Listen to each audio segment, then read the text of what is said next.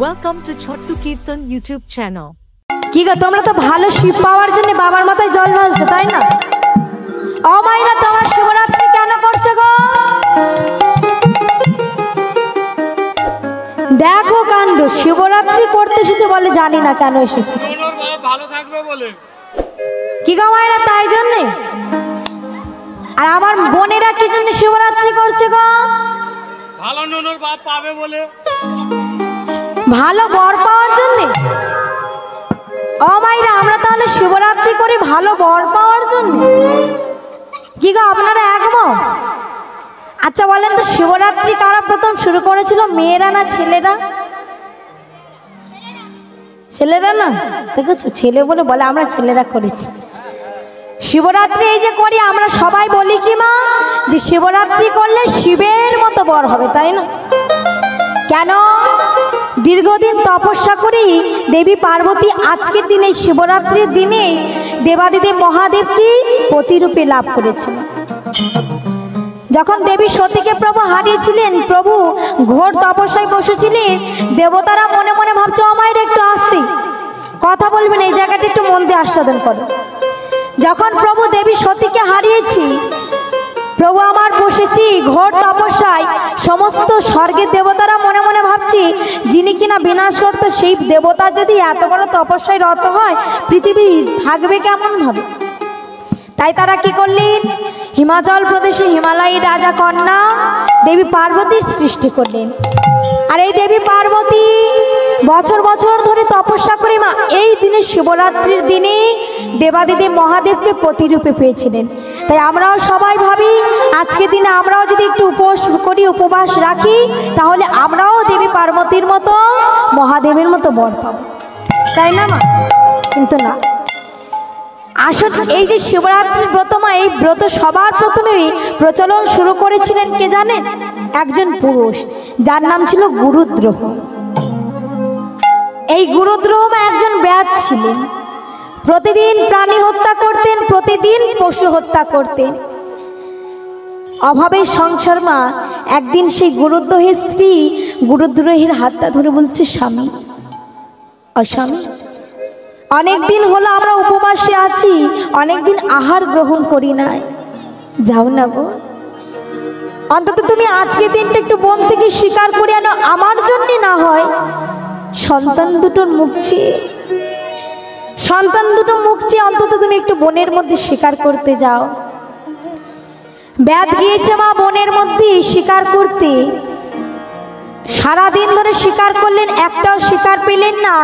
ঠিক যখন সন্ধ্যা হয়ে গিয়েছে, নদীর পাড়ে গিয়েছে, ক্লান্ত হয়ে গিয়েছে তো মা একটা ঘটি করে জল নিয়ে, কিছুটা জল নিয়ে খেয়েছে, তৃষ্ণা মিটিয়ে আবার কিছুটা ঘটি করে জল নিয়ে মা বসেছে একটা গাছের তলায়। বসেছে তো বসেছে কোন গাছ জানো মা? বেল গাছ। যখন রাত্রি হতে গিয়েছে, ব্যাধ আমার মনে মনে ভাবছে অন্ধকার তো হয়ে গেছে, আর অন্ধকার যখন হয়েছে আমরা ঘরে ফিরতে পারবো না। তাই ভয়ে মা বনের মধ্যে অনেক হিংস্র পশু থাকে, হিংস্র পশুর ভয়ে কি করেছি, ওই ব্যাধ কি করেছি, গাছের তলা থেকে গাছের উপরে বসেছে। ঠিক যখন রাত্রির প্রথম প্রহর এসেছে মা, রাত্রির প্রথম প্রহরই একটা হরিণী কি করেছে, নদীর মধ্যে জল খেতে এসেছে। যখন নদীর মধ্যে জল খেতে এসেছে, ব্যাধ মশাইয়ের মনে আনন্দ ধরে না। ব্যাধ মশাই কি করেছে মা, বানের মধ্যে যখন স্মরণ নিক্ষেপ করেছে, ওই স্মরণ নিক্ষেপ করতে যাওয়ার মুহূর্তে ওই নড়ানড়িতে হাতের ঘটির কিছুটা জল মা আর গাছের একটা বেলপত্র, ওই যে বেল গাছের তলে একটা শিবলিঙ্গ ছিল, সেই শিবলিঙ্গের উপর পড়েছে। প্রথম প্রহরে শিবরাত্রি পালন করলো। ব্যাধ মশাই হরিণীকে গিয়ে বলছে, শোনো হরিণী, আজ আমি সারাদিন ধরে কোনো শিকার পাই নাই, তাই আজকের আমি তোমাকে আমার নিজের শিকার করব। যেই না কথাটা বলেছে, হরিণী ব্যাধমশাইয়ের কাছে গিয়ে বলছে, ব্যাধমশাই, আমার ঘরে আমার সন্তান আছে, আমার স্ত্রী আছে, আমার স্বামী আছে, অন্তত একটা বারের জন্য আপনি আমার সন্তানকে স্বামীকে দেখতে দিন, আমি আপনার কথা দিচ্ছি, শেষবারের মতো আমি আমার সন্তানকে স্বামীকে দেখে এসে আপনার কাছে আসবো। হরিণী যখন এই প্রতিশ্রুতি করেছে মা, ব্যাধের মনে একটু মায়া জেগেছি।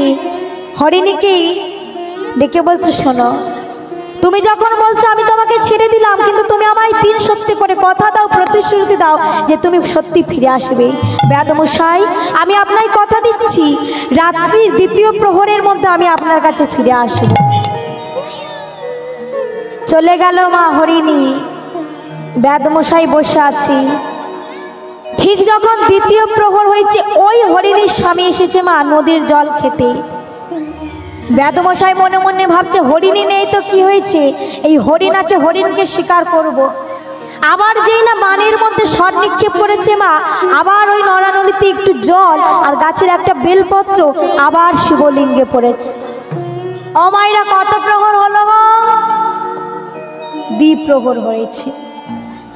যখন 2য় প্রহর পরিপূর্ণ হলো, আবার ব্যাধমশাই গিয়েছে, শোনো হরিণ, আজ আমি তোমাকে শিকার করব। ব্যাধমশাই, আপনিও তো কারোর বাবা, আমার ঘরে আমার অনেক সন্তান আছে, আমার স্ত্রী আছে, বেশি না, কিছুক্ষণ আমাকে সময় দিন, আমি ঘরে যাব, আমি আমার স্ত্রী সন্তানকে দেখে আমি ঠিক রাত্রির মধ্যে ফিরে আসব। ব্যাধ ছেড়ে দিলেন মা সেই হরিণকে। রাত্রি যখন 3য় প্রহর হয়েছে মা, এবার এসেছে হরিণীর বোন, সেও নদীতে জল খেতে এসেছে। যেই না হরিণীর বোন জল খেতে যাবে মা, আবার সেই হরিণীকে দেখি ব্যাধের মনে প্রচুর আনন্দ।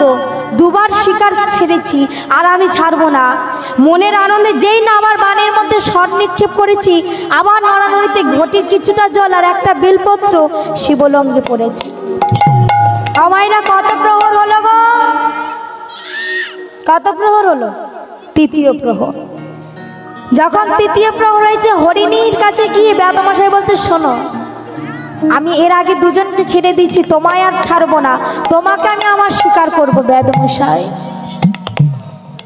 ঘরে আমার দিদি আছে যে আমাকে বড় করেছে, একবারের জন্য আমি তাদেরকে দেখে আসব।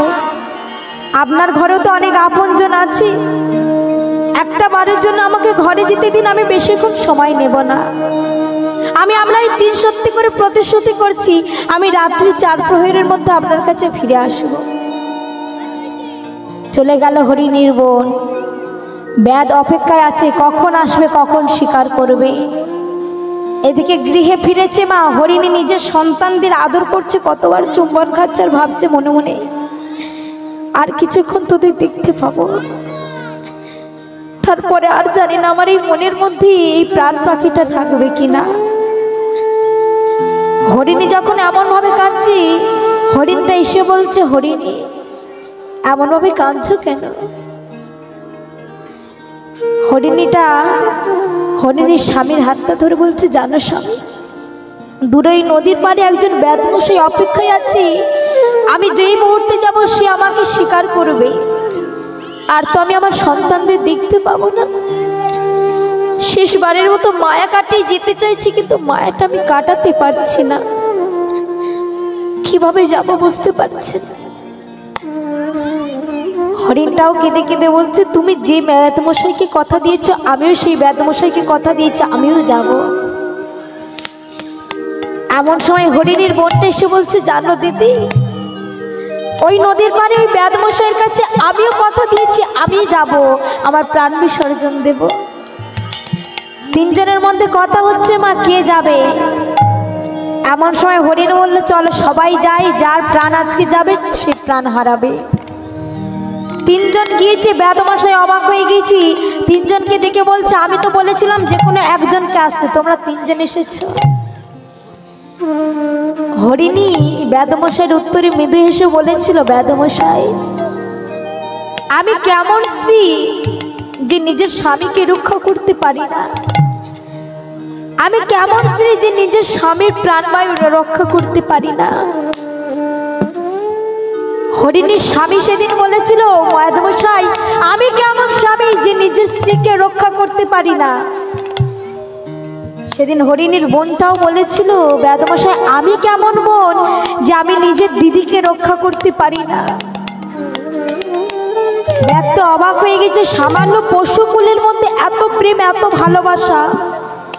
আর আমি মনুষ্য হয়ে আমার মনের মধ্যে একটু মায়া হয়নি, একটু প্রেম জাগেনি। আমি প্রতিদিন কত বনের পশুকে শিকার করেছি।